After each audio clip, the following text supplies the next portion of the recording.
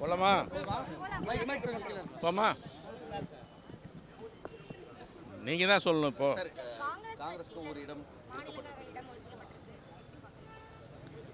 இந்திய தேசிய காங்கிரஸ் சார்பில்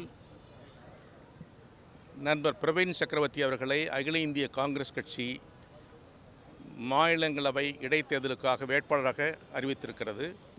அதன் அடிப்படையில் இன்றைக்கு எங்கள் கூட்டணி கட்சியின் சார்பில் தமிழ்நாடு முதல்வர் அவர்கள் மற்றும் எங்கள் கூட்டணி தலைவர்கள் நண்பர்கள் இணைந்து வேட்புமனுவை தாக்கல் செய்திருக்கிறோம். நண்பர் பிரவீன் சக்கரவர்த்தி உறுதியாக நல்ல வெற்றியை பெறுவார், நாடாளுமன்றத்துக்கு செல்வார். காங்கிரஸ் கட்சிக்கு இந்த வாய்ப்பை வழங்கிய டிவிகே தலைவரும் மாண்புமிகு முதல்வருமான திரு விஜய் அவர்களுக்கு தமிழ்நாடு காங்கிரஸ் சார்பில் எமது நன்றியை தெரிவிக்கிறோம். இந்த கூட்டணி மிகப்பெரிய வெற்றியை பெறும், இன்றைக்கும் நாளைக்கும் நாளை மறுநாளும் என்பது எங்களுடைய கருத்து. திமுகவும் அதிமுகவும் இன்ன வரைக்கும் மனு தாக்கல் செய்யலை, செஞ்சாங்கன்னா அவங்களுடைய நிலைமை எப்படி இருக்கும் நீங்கள் நினைக்கிறீங்க? உங்களுடைய சார்பில் மனு தாக்கல் எங்கள் கூட்டணி உறுதியான வெற்றியை பெறும். எங்கள் வேட்பாளர் நண்பர் பிரவீன் சக்கரவர்த்தி நாடாளுமன்ற மேலவைக்கு செல்வார். காங்கிரஸ், டிவிகே மற்றும் எங்களுடைய தோழமை கட்சியுடைய சார்பில்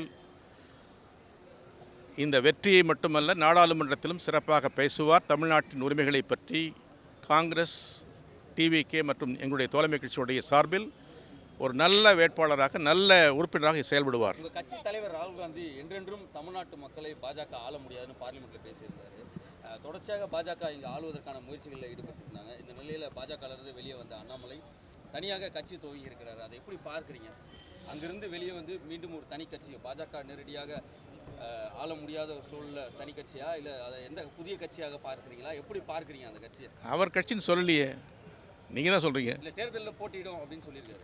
பார்க்கலாம், அத்தைக்கு மீசை முளைக்கட்டும், அப்புறம் பார்க்கலாம், சித்தப்பா சொல்லலாம். இன்றைக்கு அவர் வந்து ஒரு துணிச்சலாக ஒரு கட்சி தலைவராக தன்னை அறிவித்துக் கொள்ளவில்லை, ஒரு மன்றமாக செயல்பட முயற்சிக்கிறார், அவ்வளோதான். பிஜேபி தமிழ்நாட்டில் கரையேற முடியவில்லை என்பது நிதர்சனமான வெளிப்படையான உண்மை என்பதை பிஜேபியின் அகில இந்திய தலைமை, மாண்புமிகு பிரதமர், உள்துறை அமைச்சர், அதன் கட்சியின் தலைவர் போன்றவர்கள் முடிவெடுத்த பிறகு பிஜேபியை வேறு வடிவத்தில் எப்படியாவது தமிழ்நாட்டில் கொண்டு வர முடியுமா என்பதற்கு இது ஒரு புது முயற்சி என்று நான் நினைக்கிறேன்.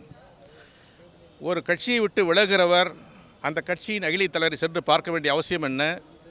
அந்த கட்சி தனக்கு ஒத்து வரவில்லை என்று சொல்கிறவர் அந்த கட்சியுடைய தலைவர்களை ஏன் பார்க்க வேண்டும்?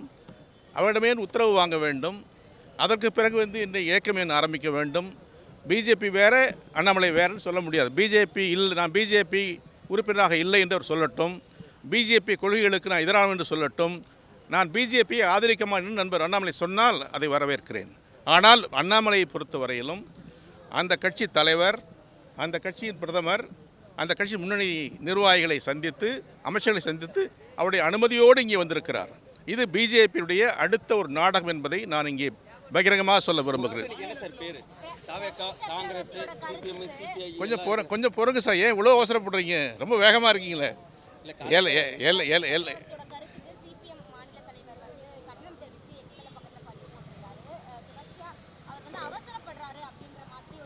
இல்லை, வேறொரு கட்சி தலைவருடைய கருத்துக்கு நான் கருத்து சொல்ல விரும்பவில்லை.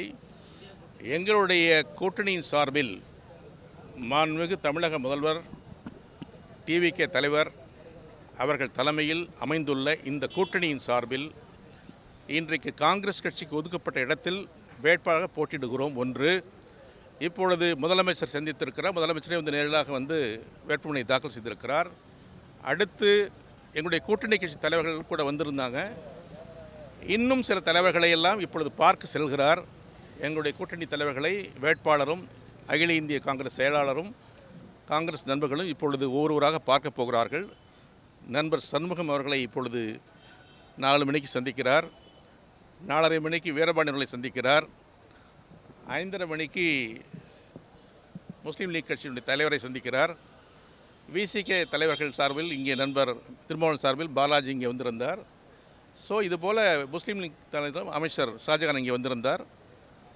இது எல்லா எங்கள் கூட்டணி தொழிலை சந்திக்கிறோம், பார்ப்போம். அவருடைய ஆதரவோடு தான் இந்த வேட்பாளர் நிற்கிறோம். கட்சியோட ஒரு மூத்த தலைவரா என்ன பேர் சஜஸ்ட் பண்றீங்க?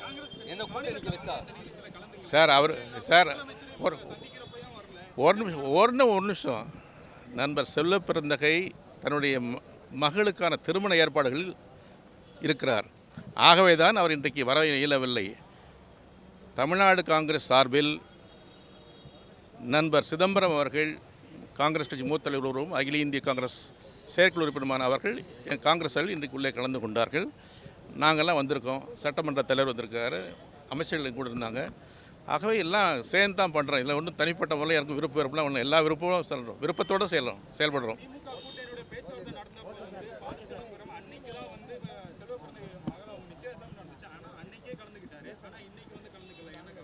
சார் இன்றைக்கி வந்து அவர் இல்லை, பல ஊருக்கு போக வேண்டியிருக்கு, பத்திரிக்கை கொடுக்க வேண்டியிருக்கு, அதெல்லாம் பார்க்க வேணாமா? நீங்கள் உங்கள் வீட்டில் அப்படி பண்ண மாட்டீங்களா? என்ன நீங்களே சொல்லுங்கள். இல்லை நீங்கள் சொல்லுங்கள். அல்ல உங்களுடைய கருத்தில் சொல்கிறேன். தமிழ்நாட்டை பொறுத்தவரையில் டிவிகே தலைவர் முதலமைச்சர் தான் தமிழ்நாடு கூட்டணிக்கு தலைவர். இதுதான் உண்மை. காங்கிரஸில் அங்கம் பெற்றிருக்கிறோம். நன்றி சார், நன்றி.